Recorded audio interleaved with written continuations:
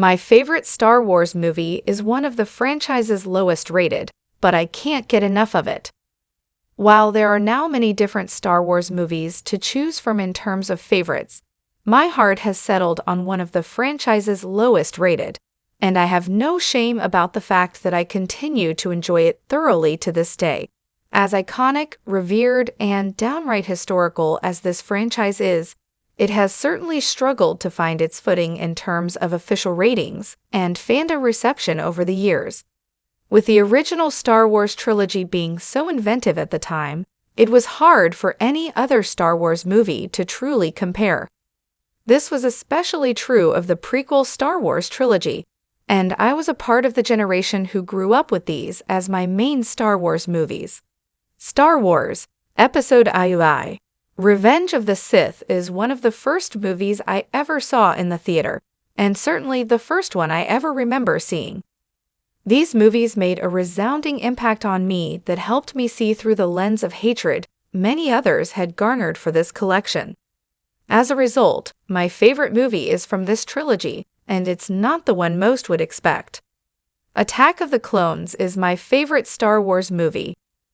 While I have different Star Wars movie rankings in terms of which ones I think are the best and which ones I personally enjoyed the most, Star Wars, Episode II, Attack of the Clones tops the latter with ease. Much of this has to do with the fact that this movie arrived right around the time when I literally started to grasp the world around me as a very young child, and everything around me at that point was Attack of the Clones related. Kudos to my dad and my older brother. From video games to action figures, I couldn't escape it. This has given me a very personal attachment to Attack of the Clones.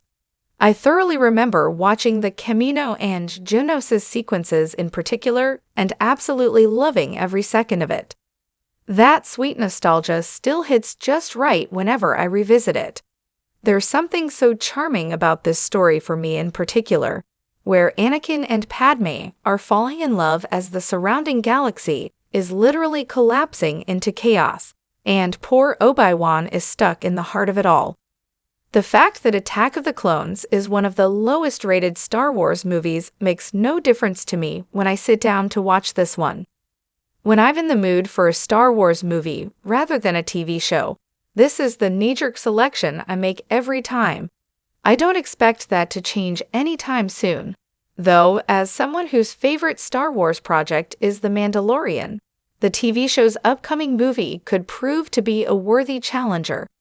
Each new prequel-era tie-in makes it even better.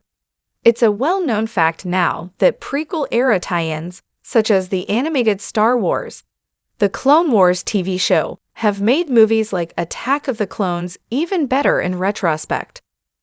Because of my affinity for the Kamino and Geonosis sequences, I was, of course, fascinated by and endeared to the clone troopers, which only continued more when these clones were given true names and personalities in the Clone Wars. Star Wars, The Bad Batch has carried on that legacy in recent years, proving that I'm far from the only one who experienced this. These tie-ins have provided key context to things that happen both on and off the screen in the movies, Attack of the Clones included. It's done more than just expand my love for this movie and the elements surrounding it, though. These tie-ins have provided key context to things that happen both on and off the screen in the movies, Attack of the Clones included. The Clone Wars introduced what's now renowned as one of the best retcons in Star Wars.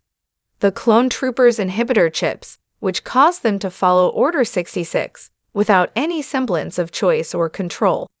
It's tie-in materials like this that have enhanced this story in retrospect, making Attack of the Clones even more enjoyable now.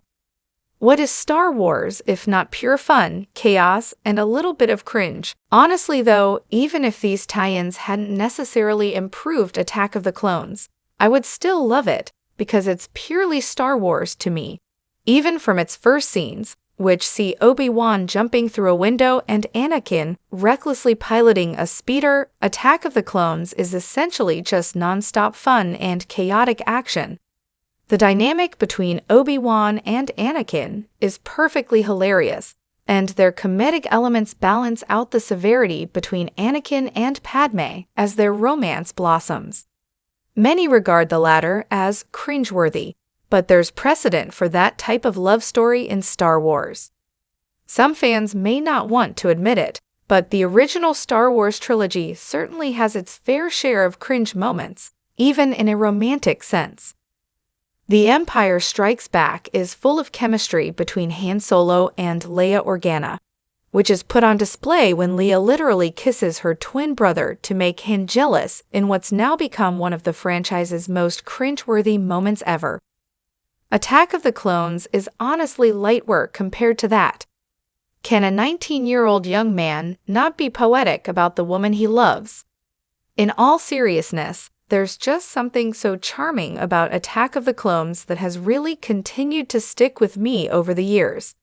It's like revisiting my own childhood every time I put it on again. It may not be the most loved by critics, nor even by the Star Wars fandom, and it's certainly not without its flaws, but Attack of the Clones is my favorite Star Wars movie regardless, and it will continue to be, lest The Mandalorian and Grogu proves itself in 2026.